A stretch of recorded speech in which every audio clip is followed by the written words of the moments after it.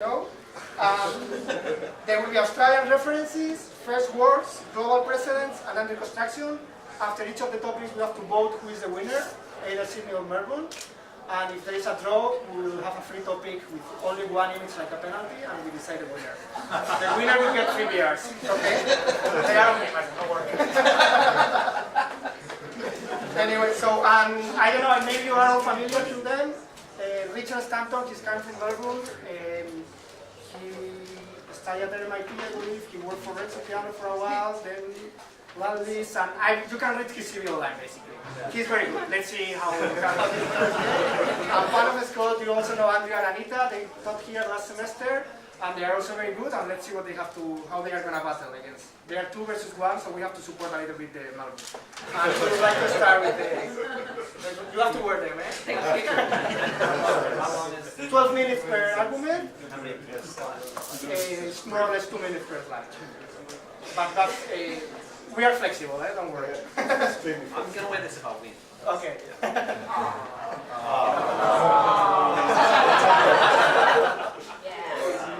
You can wear it like this. Okay, first slide.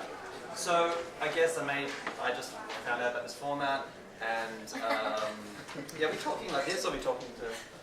They're talking between each other. Okay. So, yeah, my general thesis on this Melbourne Sydney thing. I've thought a lot about it in my life. Growing up in Australia, you can't avoid it. But I thought, as an architect, one of the more interesting things is to sort of go back always. What we do in our practice is go back and look at the history. So these slides here, there's 4 pictures here. The main one is Tom Roberts' painting, which you can see in the gallery here, and it's of a very significant date. It's 1901. It's the Federation of Australia. It's in between. It's basically the summation of our first substantial dispute between Sydney and Melbourne. It's when we couldn't decide of where we'd put the capital, Sydney, Melbourne, so we decided somewhere else. This is a gathering. That's the soon-to-be King George V saying, "Well done, everyone, that's great." Significantly, this is in Melbourne, in the exhibition buildings in Melbourne, which was one of the conditions of the dispute. The other images are some celebrations in Sydney at the top, which looks like the outback. It's like a Fred Williams painting or something. Middle, very interestingly, this was very difficult to find this image. There was also an Indigenous part of the program, which was probably not given enough attention, but there is actually a photographic image of it taking place. And the third one is the Prince's, who was the Prince then, bridge, which is now opposite our Federation Square. So I wanted to set this slide as a summary of dispute, and more interestingly of difference and how differences manifest themselves physically and politically. And then secondly, to set out the other part of the argument, which is differences operate on a general level and then a very specific situational level. And I guess I'll talk about those ones later. Over to you. Yeah. So the topics are chronology for us. Our position cannot be ascertained by a single response to a single topic. Our position is emerging, or an open work, to borrow a phrase from Luigi Giri. We reserve the right to reverse our position, or to not subscribe to the heroic idea which demands an easily consumed position in a more nuanced way. Sometimes we go to sleep. So our first image is of the Bulgala House in Northern Sydney, and it's this idea of chronology, I suppose. It's our education comes from that point of view. So I think you termed it sensible, low-tech, kind of life. And I think that's our starting point. This is much more personal and not kind of standing back and trying to get a referential position.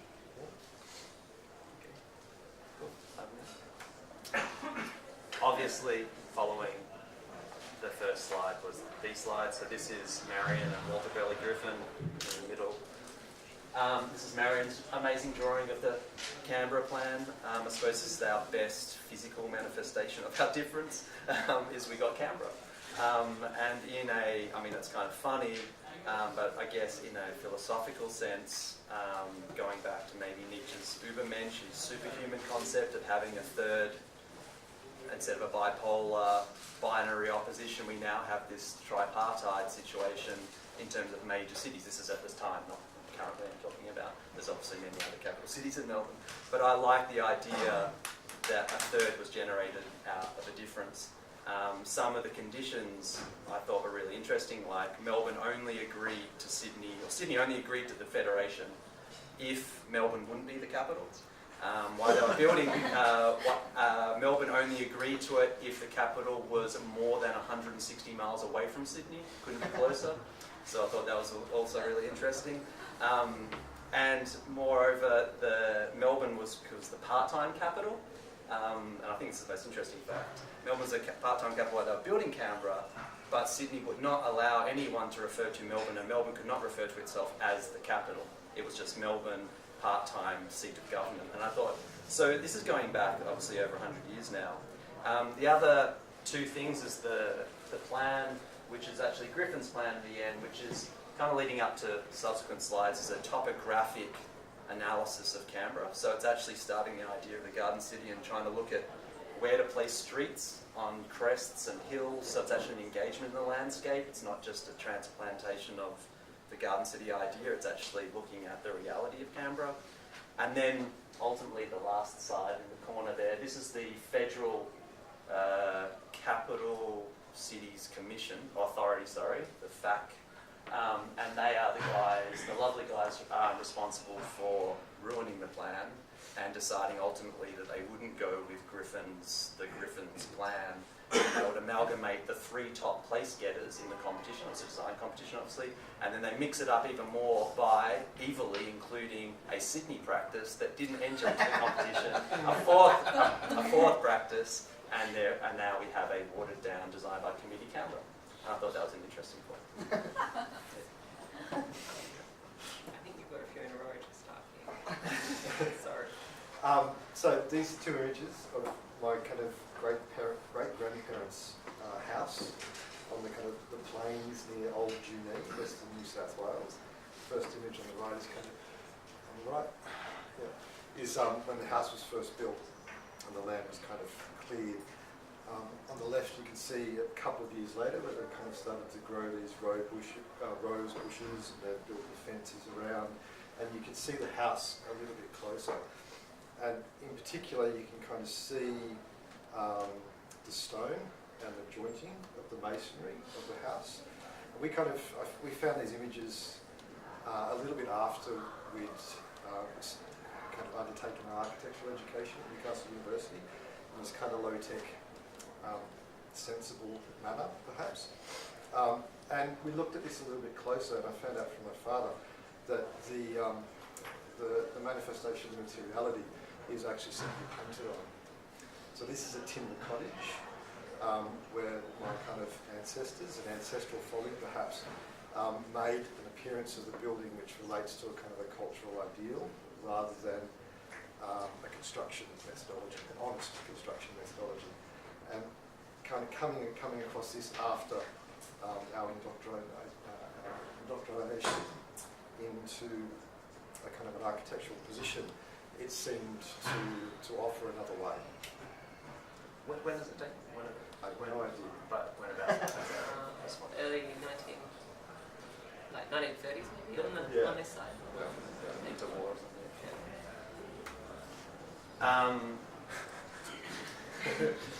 Come on, I had to talk about it. As a Melburnian, Victorian, I should say, Southern Victorian, you can't avoid the Opera House. So this take on it, I think it's a fantastic article that was in the Monthly magazine recently. It's called "This is Not an Opera House, The Tragedy of Bennelong Point." And it's a great analysis of the technical faults of the Opera House. Because of course as students we are, I was forced by one of my teachers, Peter Corrigan, to make a 1:20 model of the Opera House with a whole bunch of people. It took us weeks. We studied this building in detail, and we've been to it many times. It sort of floats on the water, and it's this mythical thing, and you're also famous for it. and we don't really have that necessarily in Melbourne, which is probably, You don't have yeah. So we don't have that.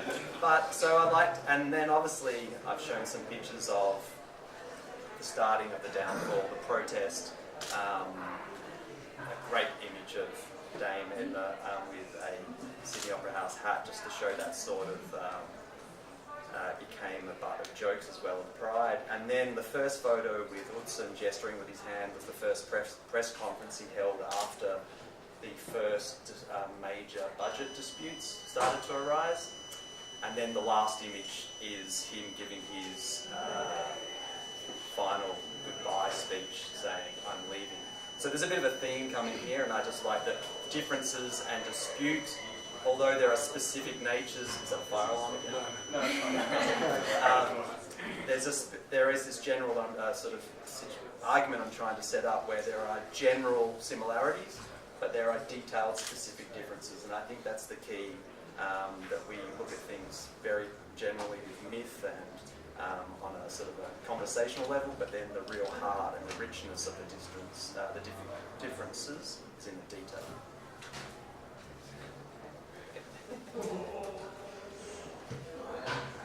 Continuing on our personal journey. Yes. No, that's what I said, you've got to figure out. I guess we both included reference images from where our subsequent education came from. Our apprenticeships, basically, Sydney practices, Angelica Levis and William Smart, the Smart Design Studio, and the way that I guess grew our understanding of making architecture from that initial background of the kind of the sticks in the bush to more urbane considerations. What about the detail? Sorry? What about the detail? What about the detail? He's trying to push you, but you don't want. Yeah. But where did the flaws come from, though? Sorry? The technical flaws. The technical flaws are it's actually a theatre. It's never built for opera. It doesn't have, the wings aren't big enough. The backstage area is considerably small. There's too many stairs in between the change rooms and the storeroom. There's all these technical difficulties with it that it actually doesn't work. And part of the fact that It was meant to, but you're right, we undid it, didn't we? yeah, the New South Wales government took out all the budget. Obviously, that was why he left, and that's why he flew home never to return. And in my next slide, is it time for my next slide? Yeah. Okay. I'm going to set up, it's not all Sydney. So this is our Melbourne version, and this is again a series of disputes. Obviously the first one I discussed was Canberra and the Griffins flying back to Chicago, never to come back after doing a few things in Melbourne and Southern on the Monash Peninsula, but generally speaking, being pissed off and never coming home. Hudson did the same thing. Our NGV building, which is probably one of our best buildings on St Kilda Road, was originally designed by probably our most, well, lauded partnership of Grounds, Romberg and Boyd. They won the Concord, they got the gig themselves, but it started a dispute and ultimately led to them splitting up. So one of our best partnerships was dissolved over the dispute on this design and how the fee was set. And Grounds ultimately got the gig and went on to do the art centre next door and lots of other buildings. But I thought it was just, I'm not having a go at Sydney, I'm also having a go at Melbourne, is that these major projects in Australian culture seem to have this great ability to eventuate in some form of mini disaster. And this building has obviously been subject to controversy and its changes and amendments and things like that. Unfortunately, in Sydney, you've had the intelligence to go back to the original plans and institute them, probably because you have the opportunity to. We just keep on playing with this and wrecking it. But, yeah. Yeah. This is where we do the you are, we are Australians.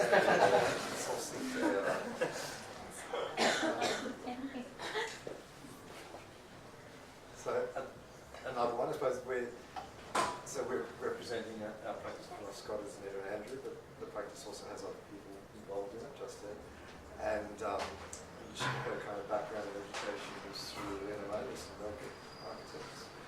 And this is a kind of an example of their more recent work, which is kind of an Australian reference, which we'll come back to, this kind of melding of a kind of a global or an international aspiration, something which is very much very rooted in place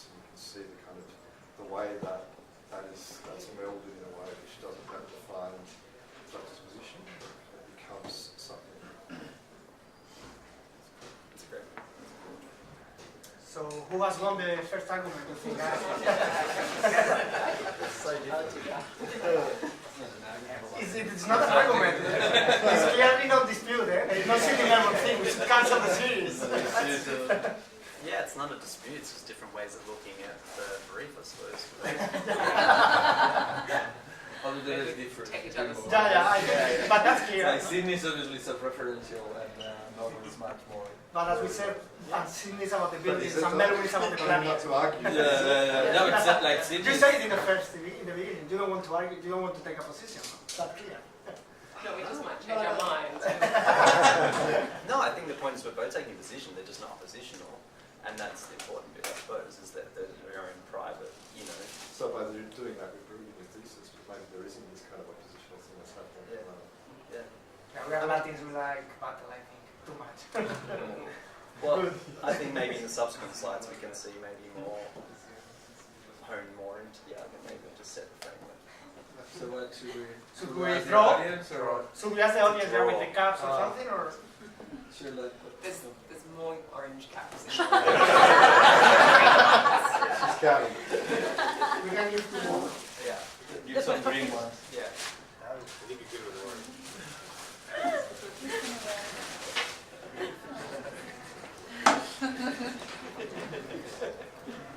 Did you get these made up? Yes, of course. Well, we draw. We don't think. Yeah, I said it wrong. I think we need to find it. Yeah. No, Yes. Yes. Maybe We're first talking one. about, with these colleagues, we're talking in a very, very different ways. Yeah. Maybe not a different language, different dialect, but the same language. I don't know what it is. Yeah.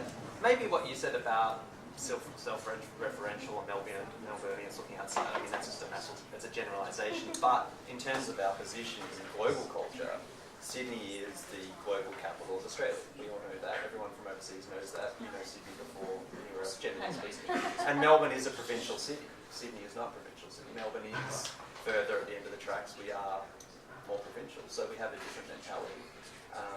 I think that's clear. I mean, that they are the generally formed assumptions, and I think that they are generally true. Yeah, but Melbourne's going to develop its culture through multiculturalism. I think in a way, I mean, Sydney does it as well, but it seems to kind of reflect on this too much. Kind of form a position perhaps, but you know, because I grew up in Melbourne, so the kind of the culture that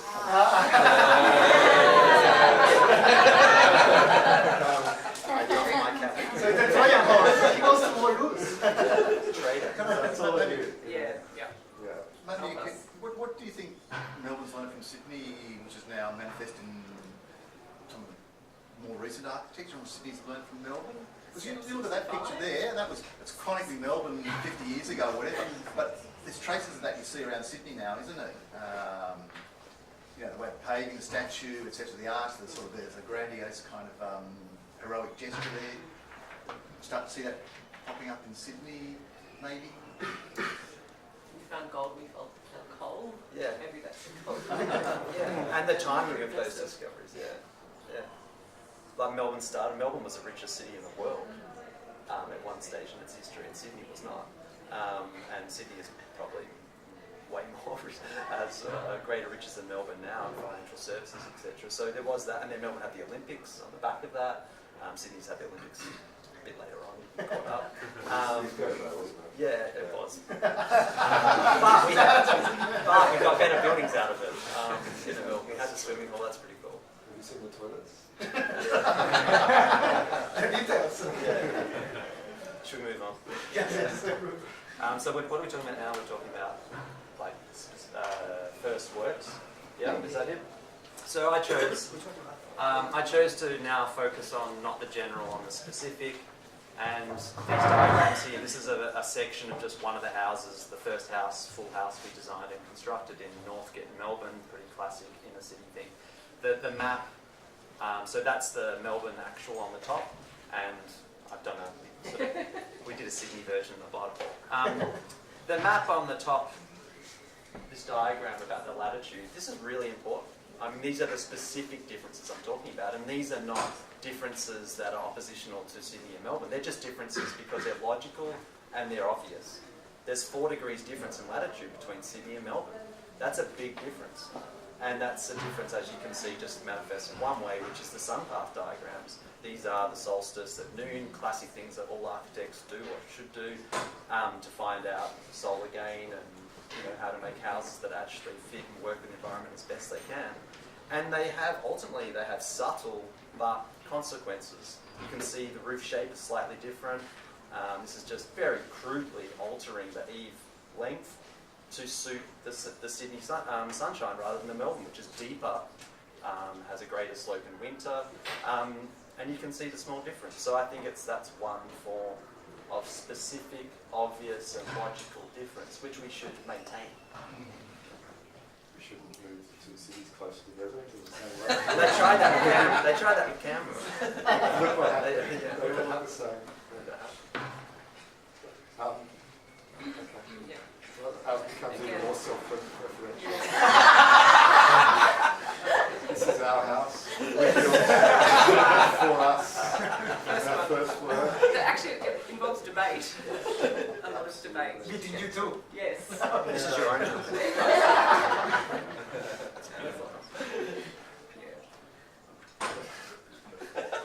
It's in Sydney.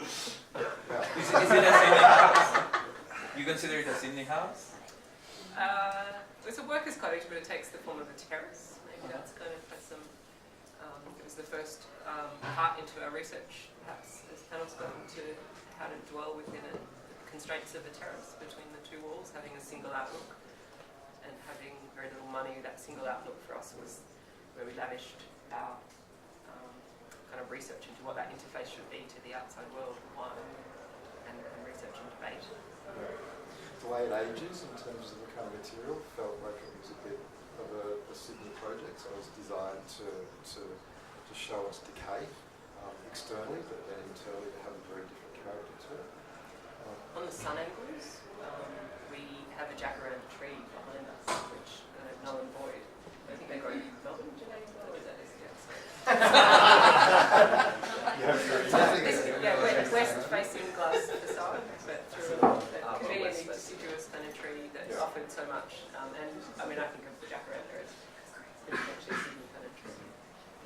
So even in that, like in 2 stories glass, west-facing, it doesn't make any sense at all climatically, even the kind of jacaranda, because it flowers in November, but then there's a part of summer where it actually doesn't offer any shade, so it's kind of anti-Sydney, I think, in terms of it being sensible. So because it was, it was pretty hot, so well, I was going to take doesn't have a roof form, like it doesn't express a roof form. When it rains, you've got to shut the glass rather than kind of have that connection to the exterior. So maybe it's an anti-Sydney building in that regard. I think that was one of the interesting, when you sent me the email about this, and you thought, whoa, what are we talking about, Sydney, Melbourne? Because obviously Sydney and Melbourne are many things. Like, are we talking about inner city, Sydney? Are we talking about inner Melbourne?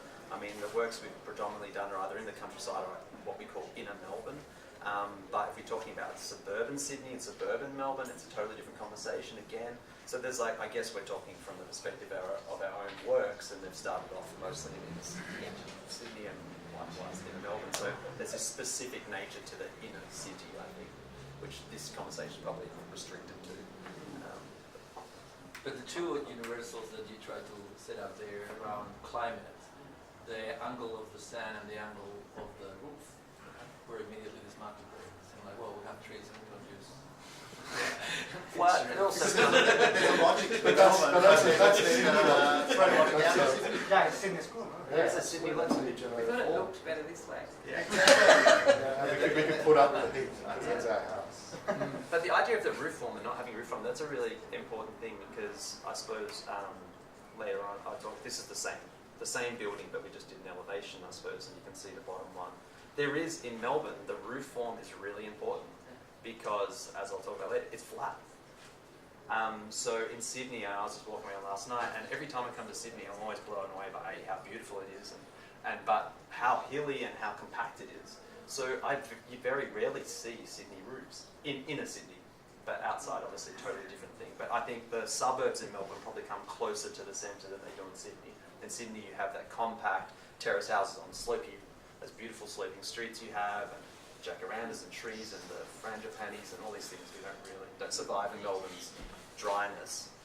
But that's a really good, what we do with the roof is one of the first moves always in our practice. We study the street, and I didn't draw the side buildings just for fun. Like, they are our key cues. That's what we start with. So yeah, but anyway, you can just see that's. Our roofiest building was in Croydon, which is suburbs. There you go. Yeah. Near line. Yeah, you sort of have the inner Sydney, and then because of your topography, you have like inner, outer Sydney, and then you have outer Sydney. We just sort of have the suburbs, and they stop in this weird island of skyscrapers. There's small bits around Carlton, it's already tightly terraced. Yeah.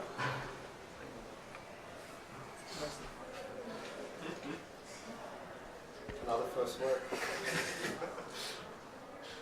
No roof again. No roof again. Yeah, References. absolutely. Yeah. Starting to tease out the row house and starting to kind of develop a rear facade, so a presentation, a heroic elevation of a building in a more nuanced way that actually moves away from kind of the tunnel idea. So we're starting to get vistas out on a diagonal and starting to borrow spaces from next door. Also starting to experiment a little bit more, which is something that we had here, and you can see it in this fluoresque elevation with this kind of this perspectival treatment where the glass steps in as you go up.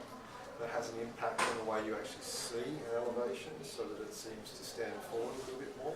Just on that image too, we also lived at that edge at the upper story behind the glass and realised that you don't want to be at the edge, whereas here we've pulled the edge back and the glass is serving a different purpose.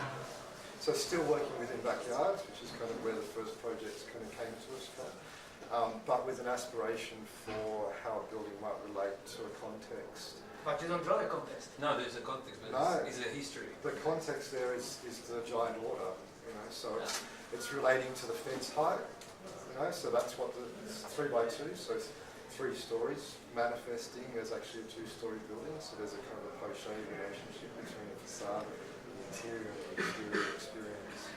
So it is, it's contextual. In the history of architecture. Yeah, but also the fence height. No, but I mean, these two drawings right now, both of them put the building in context. Yeah, but the contexts are They're completely different. completely different. Yes.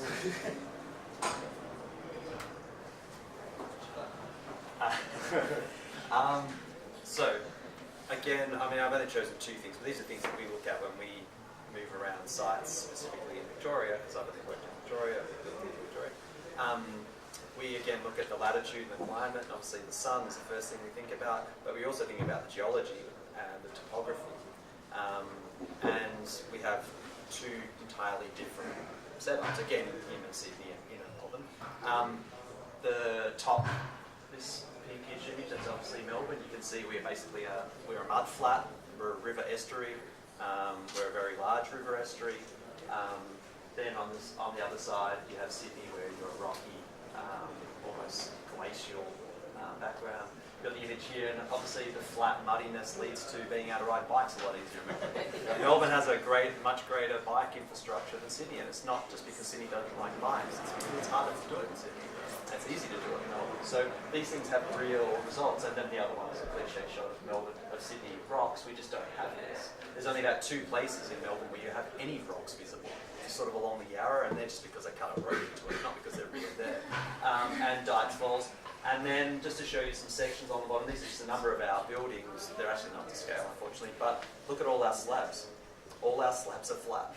They're all flat. We haven't done one project with a stepped floor structure.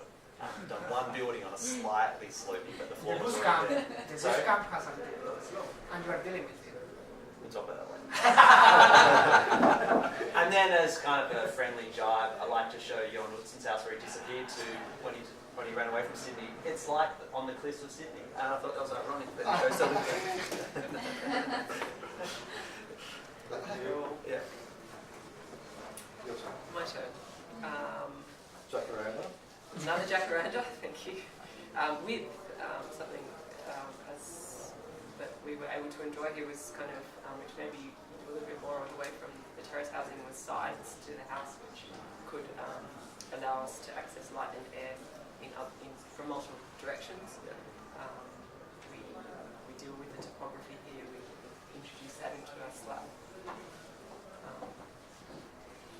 Yeah, big garden. Short, sweet. Sure. Next. Yeah. What I said before, we chose a classic Sydney recent building, and again, the same building is not my favourite, but just to keep with the analogy, this is what we do. And the nature of our buildings is so much different for it. Landscape is almost in Sydney because you have that slope. It's more pictorial, whereas in Melbourne it's always in perspective because it's usually flat. Yeah. But these are all flat projects. It's true. Very slight. There's two changes. steps in.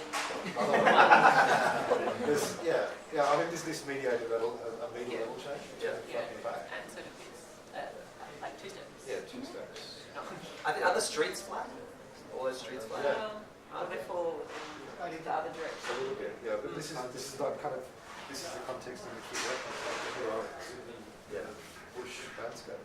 So the buildings are reacting to it. So this is in Newtown. Our context here, again, it's reacting to context in terms of the run of 16 terraces.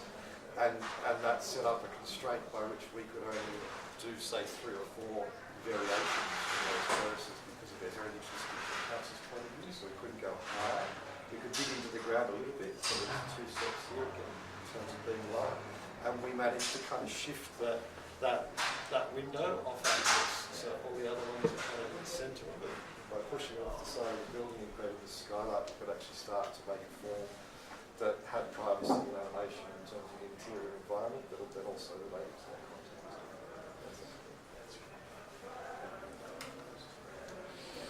We're just drawing the analogy. We did another 4 degrees of separation.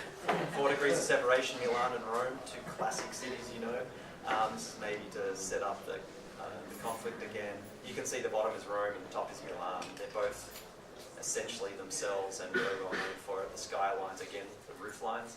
And then we look at other precedents. We look at movies and films, artworks, sculptures. These are 2 great, essentially Italian films made around the same time, but by directors who were supposedly very Milanese and very Roman. I've got Rocco and his brothers at Dolce Vita. And, yeah. Which one is which? Sorry? Which one is Melbourne and which one is... Well, come on, you can answer that. I think it's obvious, but... Say it at the same time, right? Yeah. I know. I mean, I have my... Yeah, you do. You have the beautiful position of being a relative, newcomer to Australia. You're the outsider. You have the clarity of being outsider. So if I think in the symmetry of the equator, Rome should be Sydney and North should be Milan. So no, think more than climatic, think culturally. It's the same, right? But that's the point. But that's the point. You know, if you do any of these dichotomies, you do Stockholm, Copenhagen, you do Paris, Marseille, you do Beijing, Hong Kong, you do. I don't know. Actually, I take that back. Shanghai. Yeah, but they're very close. But yeah. Okay. Anyway, you can draw this general analogy out a lot, but there are climatic and obvious differences. Yeah, and then they're also cultural over time, I suppose.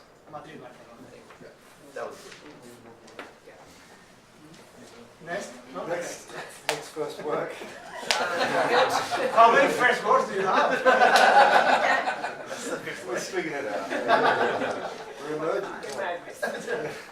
Built of Sydney sandstone bricks, the sand of the place on foundations of sandstone. The original cottage built in the 1980s from recycled bricks. The inheritance of being much older. There we go. You guys can keep going because I'm already on to the next bit. Oh, okay. Okay. Global references Wow. bit. Okay. Sorry, I forgot to mention that. That's my global That was- reference. That was wow, Of course okay. it is. Yeah. It's not your first That's not my work. first work. Rome. So well related. Not even my first holiday. So we draw again. I suppose we decide again, eh? Yeah, draw. This is a kind of a story that we carry with us a little bit, global precedent, I'm not sure, global reference maybe. So it's a keyboard, QWERTY keyboard, which was developed, it's kind of the history of it in relationship to the typewriter. And so the keys were actually spaced out in terms of the common usage of letters within the English language, so that you would not strike any keys that were next to each other, so adjacency. And what that had is the effect of actually moving more common keys further apart on And so we've adopted that over time in computers, where we lost the arms, and then in phones and things like that. So the actual mechanism and the rationale for that keyboard no longer exists, but we retain it because of a kind of physical familiarity, perhaps, or an appreciation of what it is. And so I think the kind of the starting point of our education would be to look at that keyboard and to dismantle it and say, no, it's actually not working as well as it could be. How can we put it back together? Whereas kind of we love it that it exists and it has this cultural image and the ability to kind of communicate the development of the position. And so we like it as a system. It's like the world's first predictive text. So similar, Yeah, isn't it? yeah. We were trained. So this is an apple. This is an apple I took a photograph of. I was fortunate to go to the Venice Biennale because some friends were involved in it, and I saw this in Doha Airport in the refrigerator on the way back. This apple has sort of become, I use this apple when I teach at the University of Melbourne. We talk about, this is the problem. So we have all these similarities and differences, but one of our greatest similarities is we have the same problem in future architecture and how to approach architecture. And I think this apple is symptomatic of that, in that this is an apple devoid of any context in which it comes from. This apple is devoid of its tree, its natural form, its leaves. Not only is it not in an apple box even, which is the first sort of taking away, but it's been put in a sort of a semi-hermetic plastic cup with a little air breathing bubble at the top, and then put in a shiny stainless steel fridge in an air-conditioned airport. So it's basically a global issue, and how we approach this is to look at the specific differences again of our context, and that's how we avoid this and achieve a grounding, I suppose, is what I'm trying to do. So this is the problematic. I'm going to call it the problematic apple. Problematic apple. Yeah, it could be that. I didn't need it. Oh, it's happened. No? Me? Sabotage. Well, the black screen is very simple. No, it's probably the computer. No, it's confusing. No, but maybe plug it in. Just touch it. Yeah, it's on again.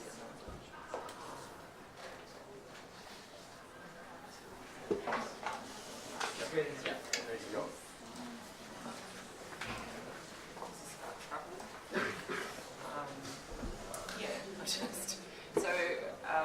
As part of a break in our own education, through practice, we travelled a fair bit. We recorded a lot of places, and on our return we actually made collages which sought to represent the experience of some of those places, and knowing that the experience of building the order is so important to understand why they are the way they are. To see them in a particular time or place is kind of another matter again. And so what we wanted to make of that was kind of representative, and this was the Chandigarh, sorry. On the rooftop, where there's actually people living in tents, and there's corners where washing occurs. There's some things growing, there's kids playing, and it's just the dichotomy of those two things. The people's building, but with people actually living on top. That struck us in particular. The way that things arise out of circumstance, through the acts of people and people's will.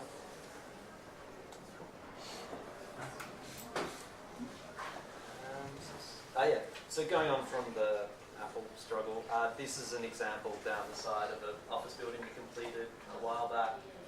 This is another office building sort of in construction now, and there's a facade there. This idea of the roof again, this is just another physical evidence of our specific and detailed engagement in the climatic, situation, and it's evidenced here by Genoa. This is an office. I worked for Piano for a short period, and this was one of the references for this project, obviously. But then the difference is very clear. In the roof, we cannot achieve It does get hot by the Mediterranean, but certainly not as hot. You can't have a glass roof facing north in Melbourne. That's no matter how much air conditioning you put in it, if it's glass on two sides and on the roof.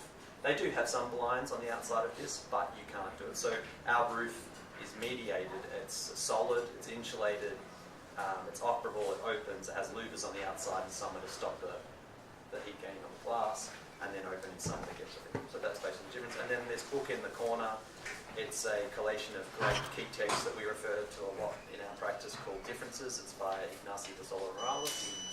It's a key text from 20 years ago now, but one of the great essays in that book, and I'd advise anybody to read it, any student to read it, is Weak Architecture. And Weak Architecture talks exactly about this sort of approach of specific situational engagement in the culture and reality of the site and context. And I think that's still one of the pivotal texts. Is this still global? Yeah, I'm still on global. I think. Yeah, the reference is global. Global. Yes. Absolutely. Yeah, sorry, Global reference is text. global. Yeah.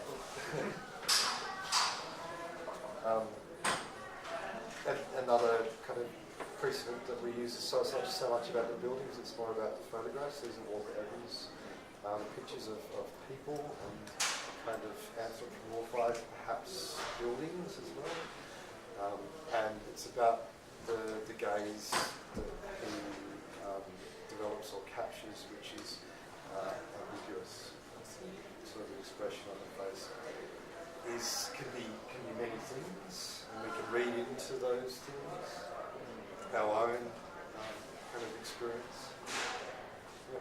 So it becomes an example about how you could make an architecture which is, I mean, this idea about weak architecture is a really interesting one. It's something we think about a lot as well, how you actually make a building which might tap into so that weak and diffuse states, or might actually have a strong presence. Maybe a building without a strong presence, I'm not really sure. But ambiguity seems to be something which we're kind of playing in that regard to make a commonality rather than sometimes a desire, but something that Next, no? Come on, Andrew. What's that? I was still on global. I forget. Is the last one of Is this global? Yeah. So these are not. So basically, I guess the conclusion to this sort of global thing is the differences for being architects and architecture students and students of architecture is we're always looking overseas. Not always, but a lot of the time. And that's for an obvious reason. There's not a lot of architectural, locally written and documented architectural criticism. There isn't much. There's a lot of the local architecture to look at. There's a lot of local architects to talk to. But when you go to the architectural library, I can guarantee you over 95% of the books will be published overseas. So we have had a history, there's this continuity in being an architect in Australia where we've always looked overseas.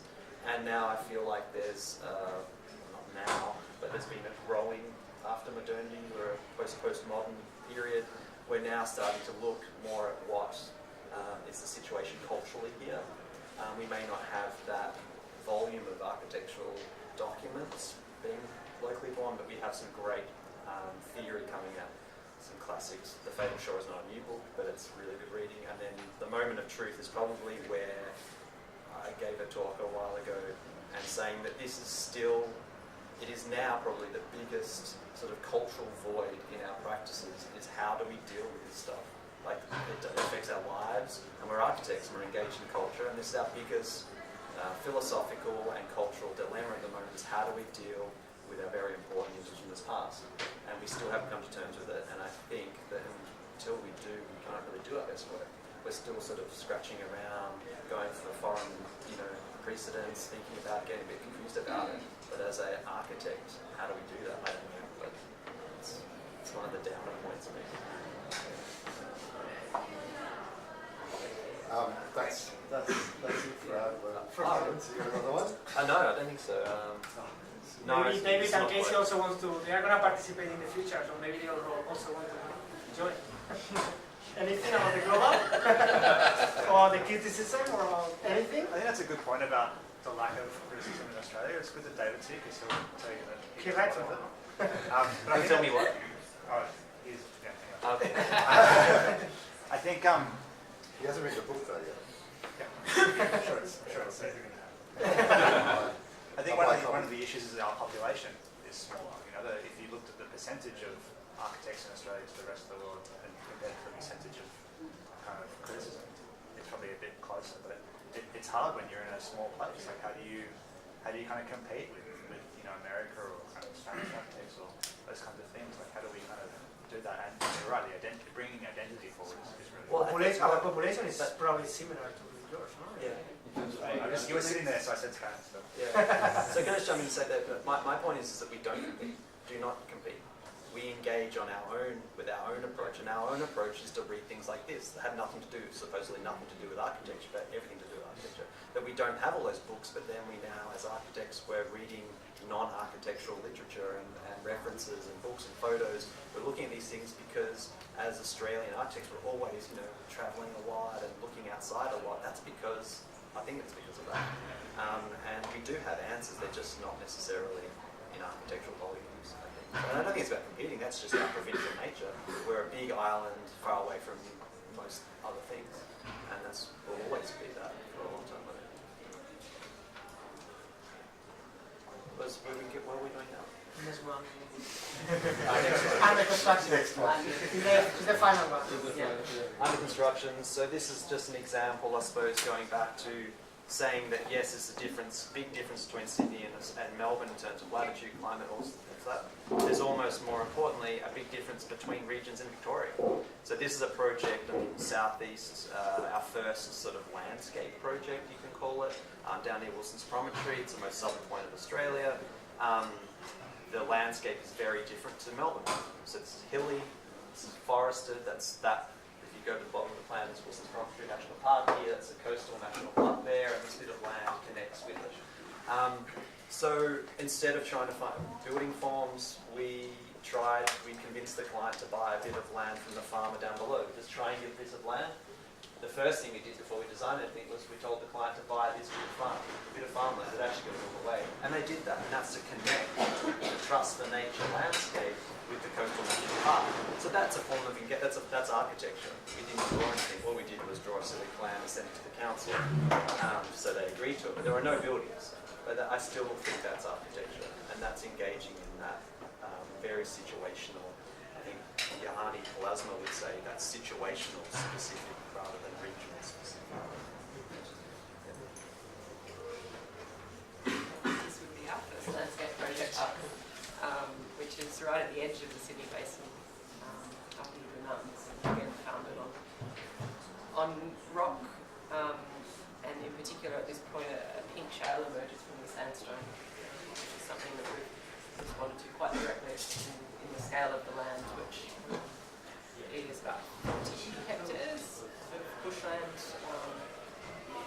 You know, there's just this one little bit of pink that we're actually drawing a place to build upon, and a part of the landscape to engage with. And of course, bushfire is the other consideration of place, which are battling, reconciling. Yeah. So, you can see the cleared area in that plan. Yeah, exactly. I think here it's also interesting how to point out again at the drawing and to point out again at the object here, not somehow. And also that both owners are interested in the land. Yeah. The brief for this house was to make a place which can be given back to whoever that land might fall into trust. Yeah, which I down the track. Yeah, totally. And that goes to the general cultural condition of sort of being Australian, I suppose, versus how do you deal with the actual site. I would hope that I would deal with a city site in the same way that you would, and I hope you would deal with this site in a similar, light manner. I think that's the point. This is the temporary work, which I've seen pictures of. This is on the same site, but this is a series of structures for the client to live in while the permanent works are built. And they are designed to fit on the truck that we could get in through the fence and all things like that. But I don't know much more to say about this. It's an advantage. They are there. That's real. Yeah, they're not Photoshop or anything. That's just, Gardiner Photoshop. I should have done that. They haven't rented a house down the road.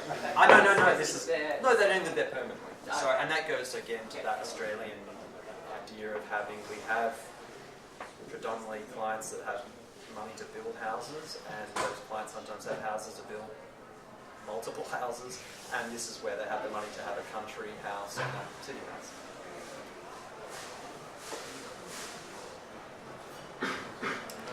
This is a project in Melbourne. Melbourne. Yeah, just finishing up on that. It's a practical completion photo. It's an intergenerational house, so it's got how many bedrooms? It's got 6 bedrooms and about 4 bathrooms. It's kind of spread out like the typical Melbourne block, very, very flat. Fences all the way around it. Cornfield opposite the racecourse. Sand. And it's maybe an example about, there's a clear similarity between a lot of the aspirations for the previous projects which is transplanted to Melbourne, and so there are some subtle nuances in terms of the way it works for this family. So what comes out of the brief, but then also outrageous the context, because there's also some similarities. Where is that? It was also really cheap to build. Oh, wow. Really cheap. Melbourne much cheaper than Sydney. Way. But also because it's a flat site. That's interesting. I thought it was just expensive every year.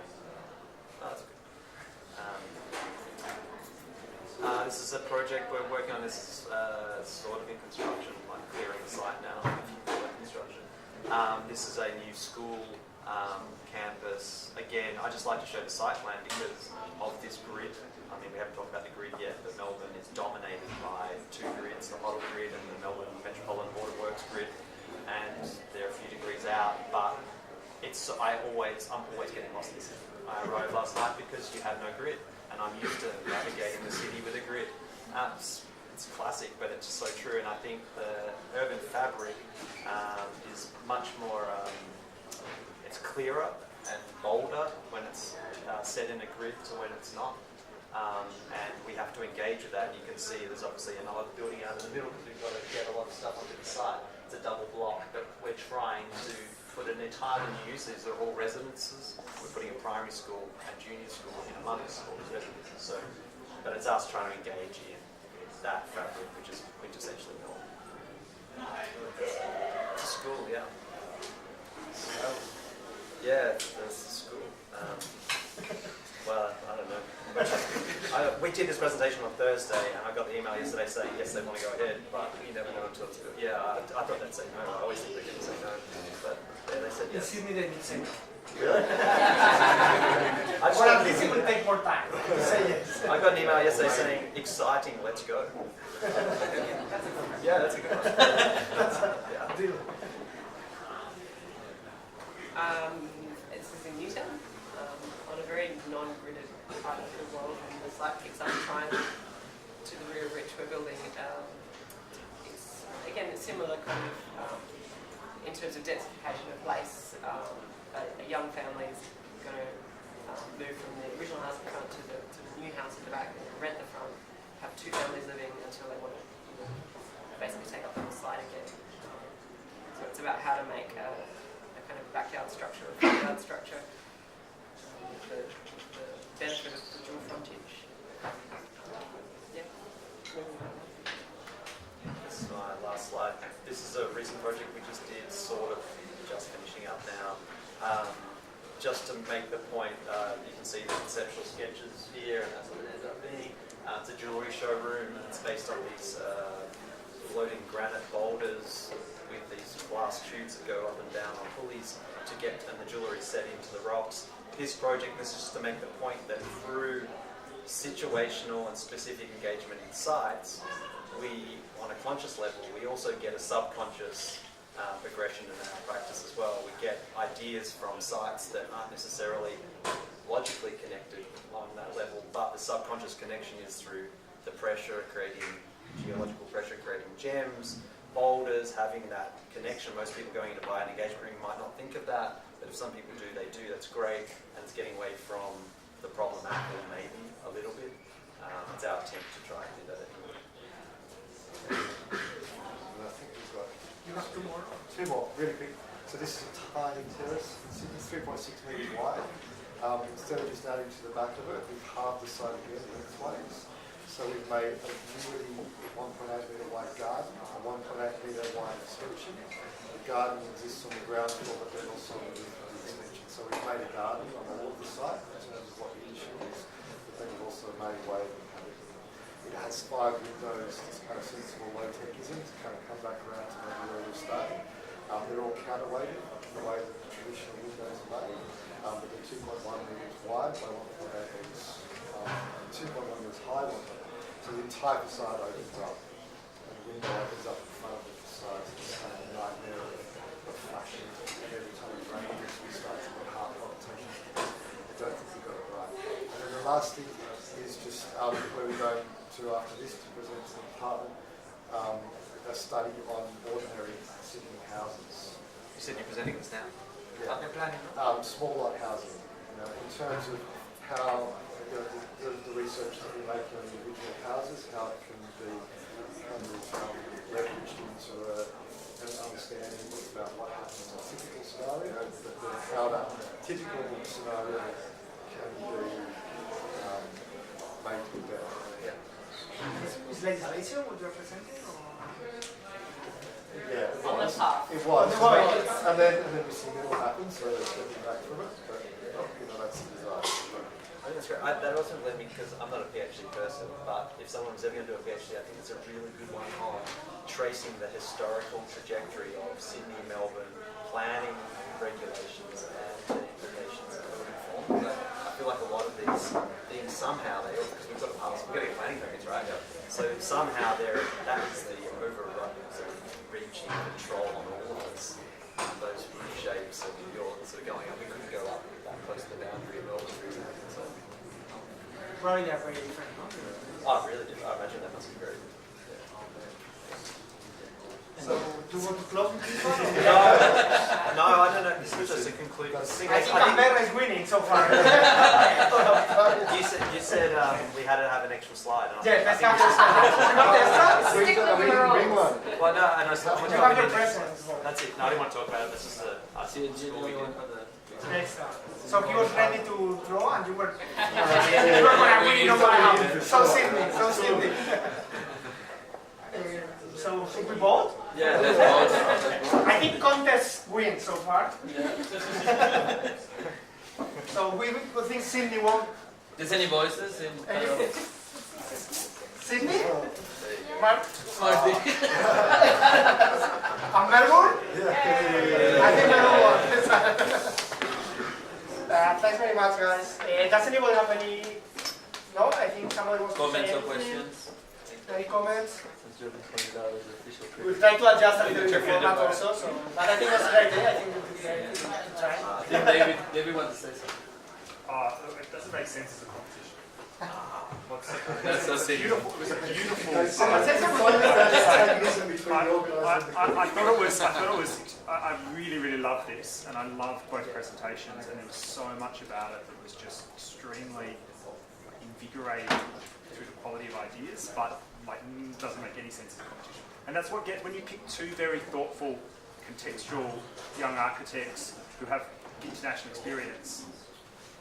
What kind of competition are you going to get? You're picking similar types of people who get along. But there will be competitions for any project soon, so they have to also take a clear position. I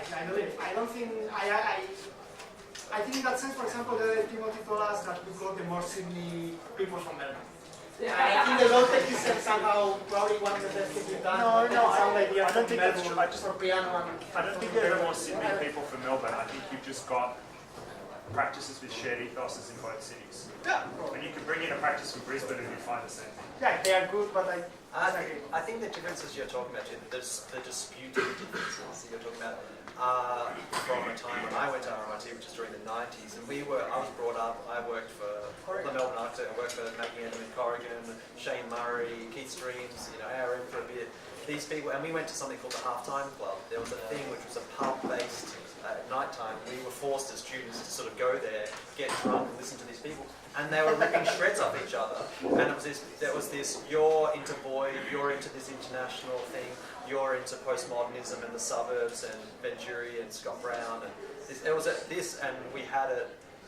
RMIT, and then Leon Van Schaik, RMIT, came along and made this tripartite system, which got rid of this conflict, and it really did. I mean, we had things, people getting their work ripped off the walls, thrown in the bin, and people were crying and yelling, and it was terrible. It wasn't good. But no, but I think that is. I mean, I think there's a difference between difference and a lack of engagement in the conversation, because I think it's so obvious. The difference is so obvious through the presentations that are striking. If you don't want to address the difference when talking among each other, that's different.